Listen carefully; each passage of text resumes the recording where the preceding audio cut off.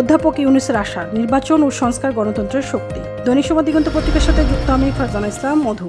অন্তর্বর্তী সরকারের প্রধান উপদেষ্টা অধ্যাপক মোহাম্মদ ইউনূস বলেছেন, আগামী ফেব্রুয়ারির জাতীয় নির্বাচন দেশের গণতন্ত্রের নতুন যুগের সূচনা করবে। তিনি মনে করেন, বাংলাদেশ গণতান্ত্রিক রূপান্তরের পথে রয়েছে এবং নির্বাচনের মাধ্যমে দেশের গণতান্ত্রিক প্রতিষ্ঠান আরও দৃঢ় হবে। প্যারিসের মেয়র আনে হিদালগো নিউ ইয়র্কের হোটেলে অধ্যাপক ইউনূসের সঙ্গে সৌজন্য সাক্ষাৎ করেন। সাক্ষাৎকালে বাংলাদেশের আসন্ন নির্বাচন, অন্তর্বর্তী সরকারের সংস্কার কার্যক্রম, খেলাধুলা ও অলিম্পিককে সামাজিক ব্যবসার ভূমিকা এবং বৈশ্বিক শরণার্থী সংকট, বিশেষ করে রোহিঙ্গা মানবিক সংকট নিয়ে বিস্তারিত আলোচনা হয়। অধ্যাপক ইউনূস প্যারিস 2024 অলিম্পিককে বিশ্বের বৃহৎ সামাজিক ব্যবসার মঞ্চে রূপান্তরিত করার প্রয়াসের কথা উল্লেখ করেন। তিনি ভবিষ্যতের অলিম্পিকগুলো, বিশেষ করে Los Angeles Olympic carbon neutral করার গুরুত্বেও জোর দেন। মেয়র হিদালগো অধ্যাপক ইউনূসের নেতৃত্বের প্রশংসা করেন এবং রোহিঙ্গা শরণার্থীদের মানবিক সহায়তার জন্য তহবিল বাড়ানোর আহ্বান জানান। অধ্যাপক ইউনূস জানান, জাতিসংঘ